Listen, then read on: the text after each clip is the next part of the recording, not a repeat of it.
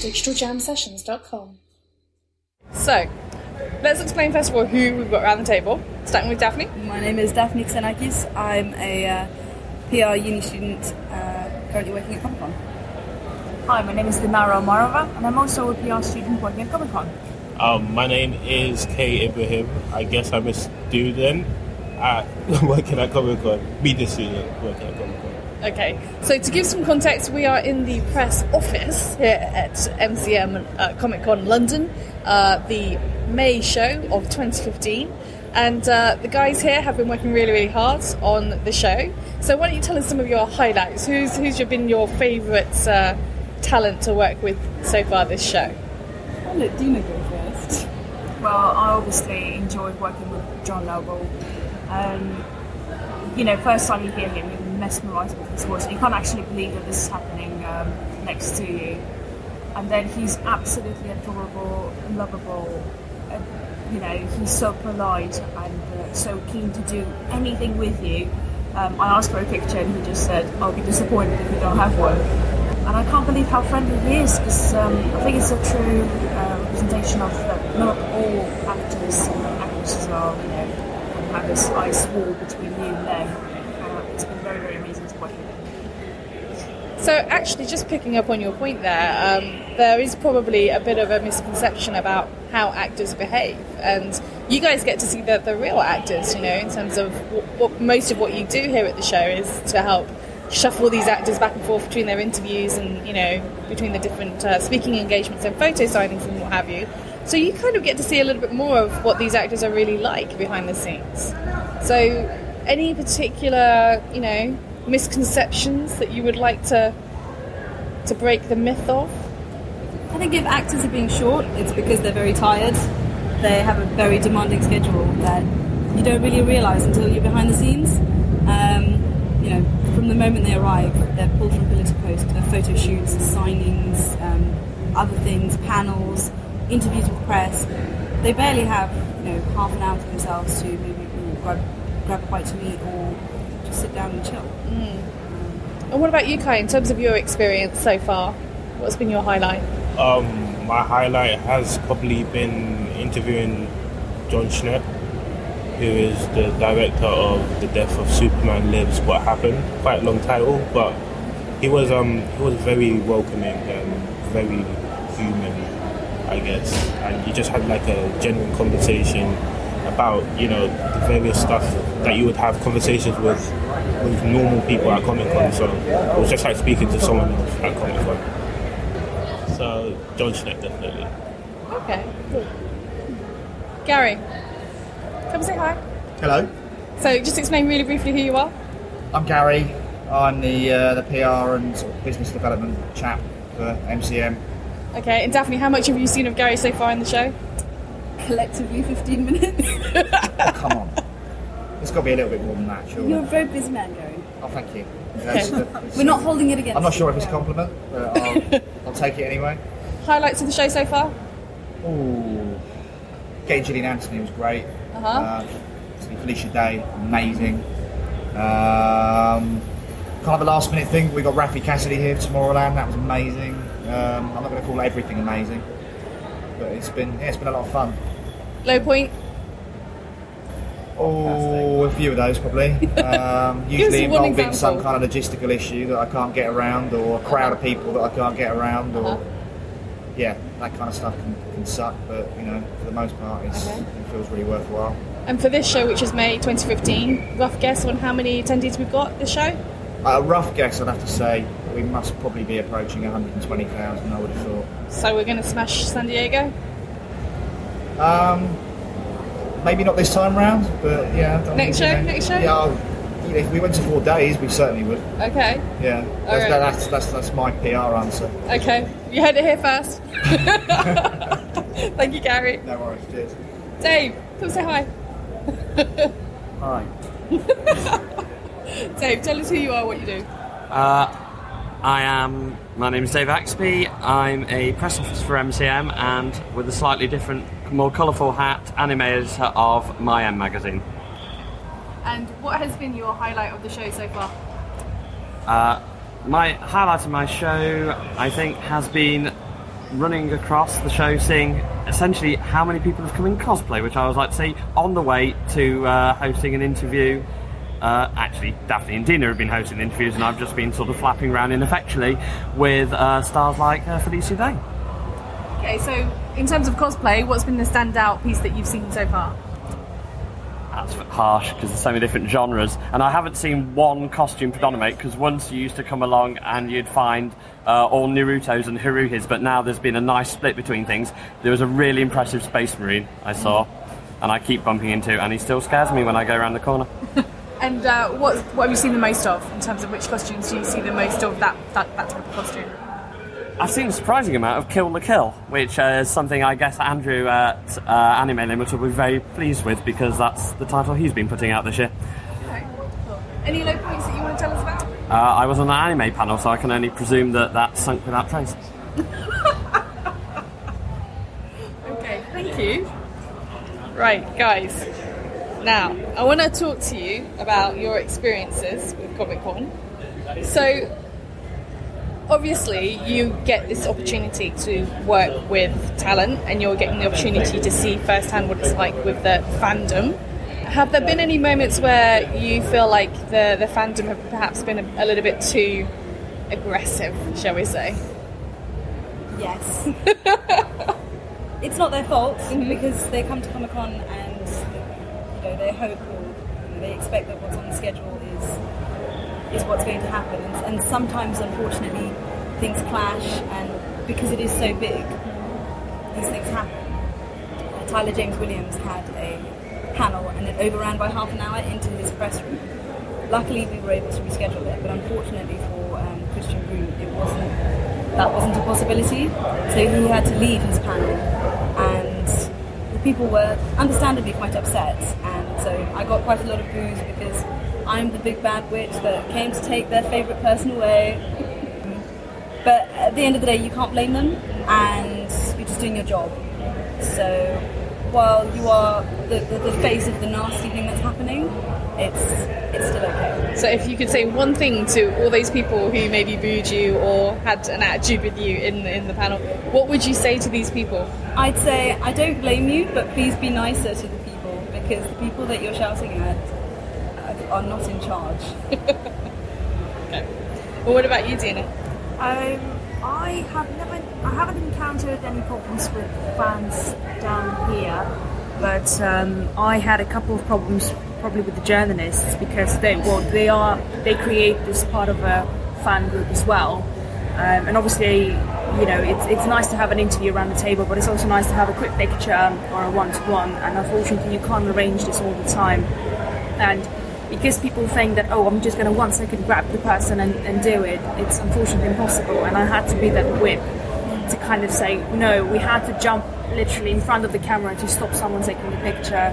And I know it's absolutely harsh, and it's bad, and the journalists get upset, annoyed, angry, but we have to do it. We have the bottom line. Yes, exactly, and I understand they're doing their job, but we're also doing ours, and it would be nice if people were just really appreciative of everyone has their stuff to do, and let's balance this out. I will help you, you help me. So yeah, that was probably one of the main problems we had. Yeah, definitely. So if you could speak to the journalists who maybe have caused you trouble over the last couple of days, what would you say to those people? I'll just say that, there will be next time, and we'll try to make it much better, and to be honest, we always try to make sure we please you and we please the guests, so yes. Please appreciate that. Also, if we say 2 minutes, you have to do 2 minutes, and if you're being selfish, you're taking time away from someone else, which is, I think, worse, because you're disrespecting your own industry as well. It's nasty. Okay, thank you, ladies.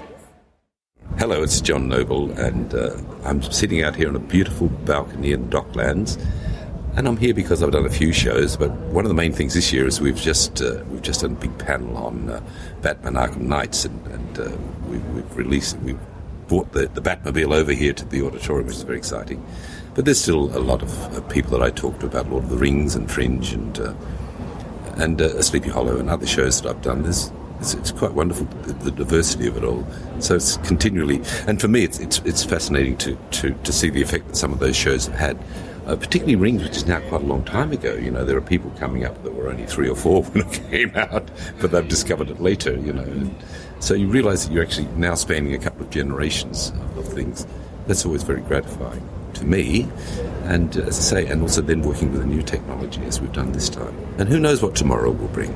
I'm going back to do another show in New York, which I can't name yet, but I mean, who knows what that will bring. It should be all right. Good. With the Digital Jam sessions, the purpose of the sessions is that we talk about different industries, so the games industry and the film industry and the technical industries. And we talk about what the future for these combined industries might be, which is why I was asking about things like augmented reality and virtual reality and what you thought the impact might be on acting. And now, I suppose I'm curious because I do think that there is a change that's coming to the entertainment industry, and one of the areas that we found very interesting of late is immersive entertainment. And when we talk about immersive entertainment, we're talking about the impact of an audience to influence the outcome of the entertainment itself versus necessarily the creator providing the storyline. And I wonder for you what you think, you know, that impact will be from an acting perspective. Obviously it changes the way that you interact with your audience, but also what the responses and behaviours are that you need to be able to deliver in a performance. The type of thing you're talking about is an acting challenge in itself, but not much different from what we do now. What you have to be is quick on your feet and prepared to improvise. Now that's what we do when we're working well, and in fact it's very exciting to do that. So I don't see that particular issue as being a problem unless you're a very rigid actor, it can be.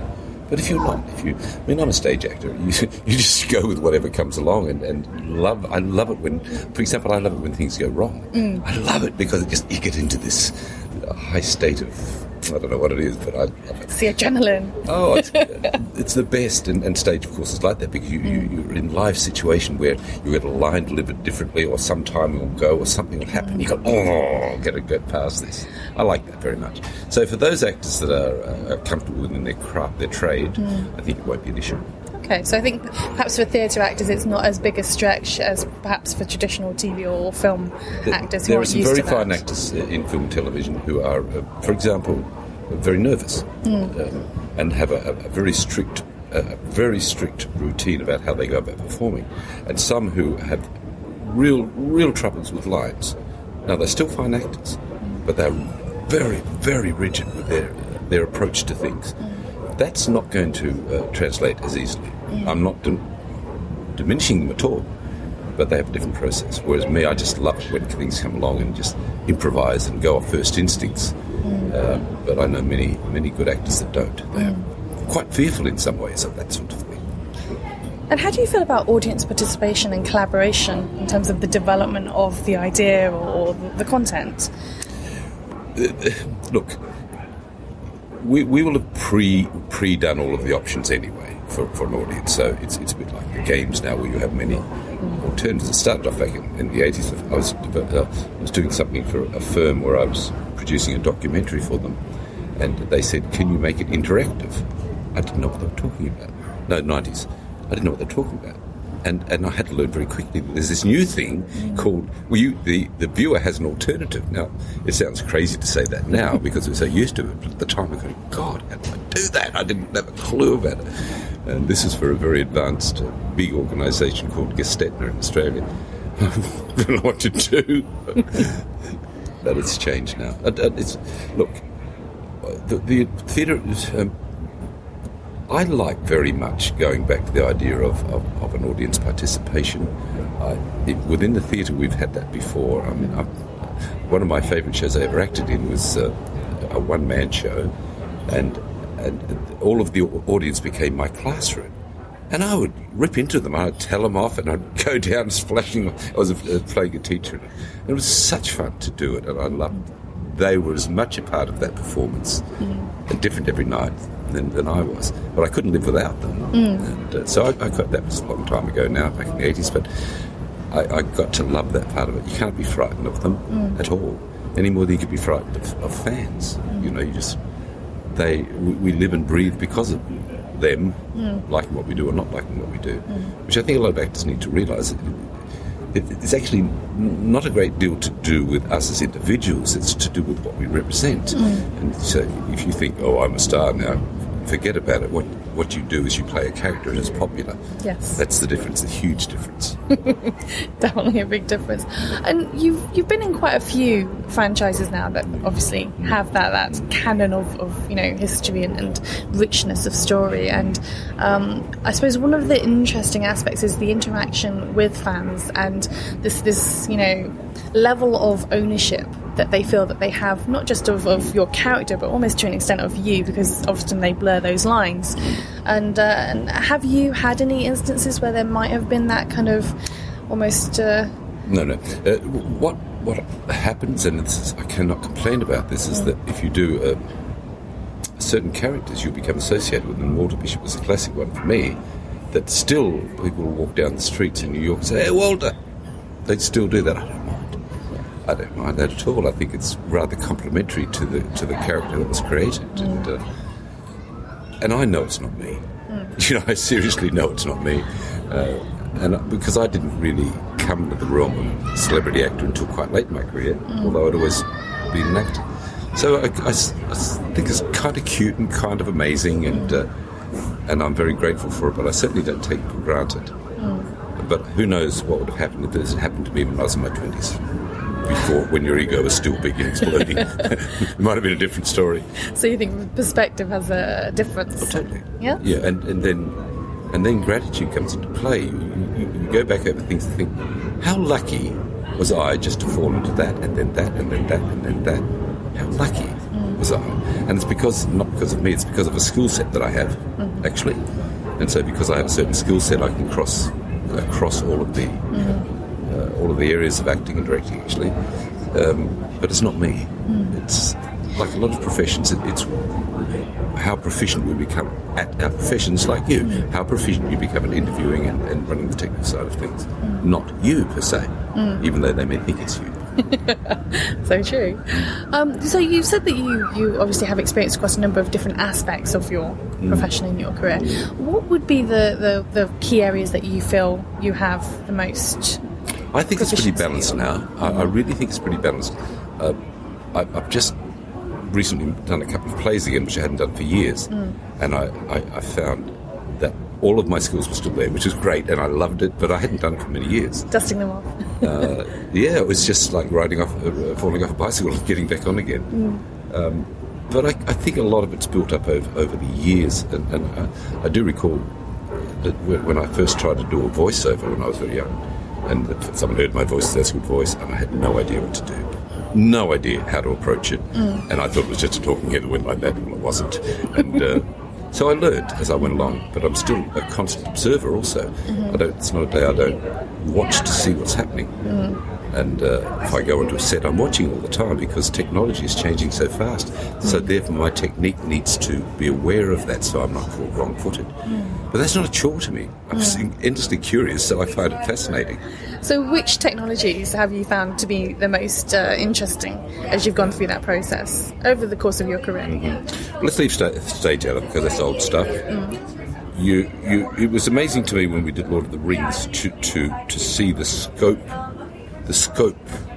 that the filmmakers were capable of. And in that particular show, I know that Peter Jackson would go to Richard and say, I need something here. I don't know what it is, but I need something. And they would say, leave it with us. And they'd invent something. I mean, that's so exciting. I mean, it's just and then new technologies overnight. Then literally always, and then you look at things and say, oh my God, that's stunning. But it was actually new technology that was invented for Lord of the Rings, and it's still cutting edge stuff. Yes. All these years later, that was very exciting. Going into to see the changes in broadcast television over the last few. It's now called the golden age of television. And the reason is that the production standards are so high, they're certainly equal to film standards now. And that's the demand. So it's not just putting up a few lights and 3 cameras anymore, which it was when I started. rolling around on wheels.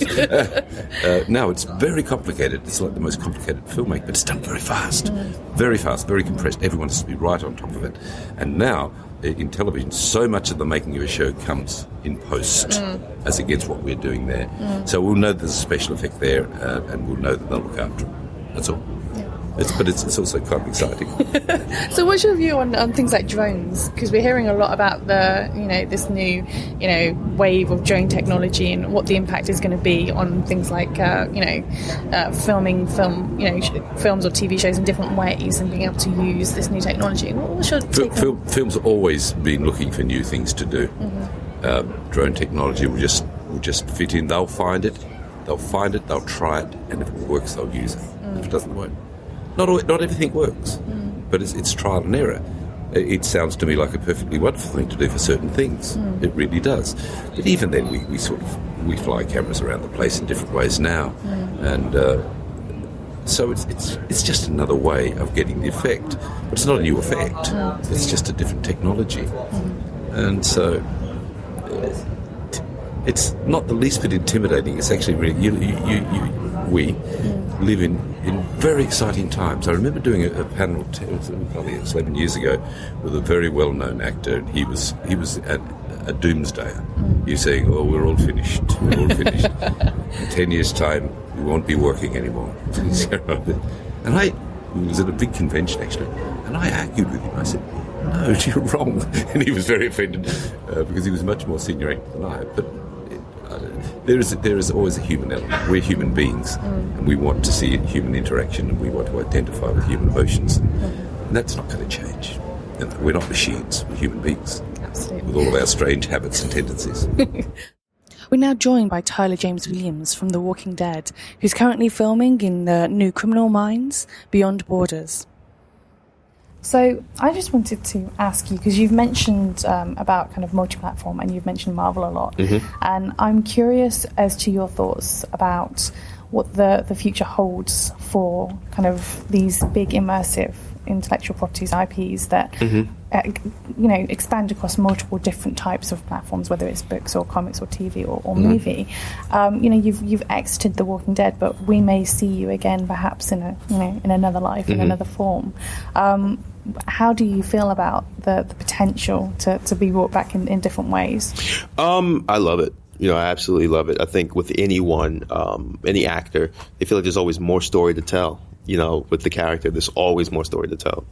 So I love that. But I think, the evolution of these like kind of multi-platform shows us it's one of the most brilliant things I've seen in a long time. It's where our industry does best, is it just continues to evolve. Maybe driven by different ways to make money, but it's evolving. So it's just making it so much more interesting and so much, better to play with. So when you say play with, we're talking new technology as well as kind of coming down the pipe. We're seeing kind of AR and VR coming out, towards the end of the year, next year.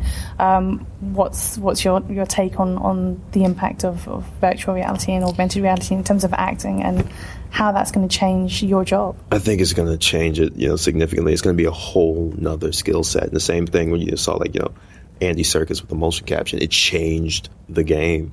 And this is just going to do that as well. I think anything that any actor, especially coming from the theater world, wants to do is bring the audience into your world. So when you talk about virtual reality, that's the closest we can get to it without you actually being in the scene. So I think it's just gonna, we're gonna have to change the way we work. We just are. But I think that's when, you really weed out, who's meant to be here and who's, kind of just coasting. And now we're joined by Felicia Day, creator of The Guild and generally known as the Queen of Geek. What do you consider the most significant result of your position as a role model? I love getting fan art. I love having people connect. I love people saying they named their new puppy after my character. That's what I love about fandom and geek culture in general, is that people really live a lot of their passion. And to see that incorporated in people's world and have them be able to be more social and more outgoing as to who they are because of the things they love, I think that's fantastic, and I love being a part of that culture. What advantages do you feel the internet provided as a platform for getting your message out there? The great thing is that we have the internet, and we have places that you you can show people and prove concepts that might not be mainstream likable or approvable, but can actually find an audience. The Guild was something that I made for 6 years, completely outside the system, and I know that it never would have gotten made regularly. There's an amazing web series called High Maintenance, and one of the directors is a woman. So I think there are tools that we have at our fingertips. If you have something to say, you just have to have a role model to show you this is something that could be cool to be versus just being an actor. You're often referred to as the Queen of Geek. What do you think is the most powerful thing about being a geek?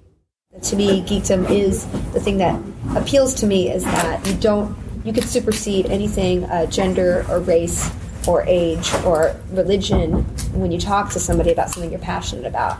And that really is what the online world, when you're anonymous, you can connect with people based on purely your personality, which I think is the best way to be, because you supersede everything that society's told you about yourself and other people that might not be true. Thank you for joining us at MCM's London Comic Con 2015. We hope that you enjoyed the show, and we'll look forward to recording again live from the October show. Don't forget to subscribe and rate us. digitaljamsessions.com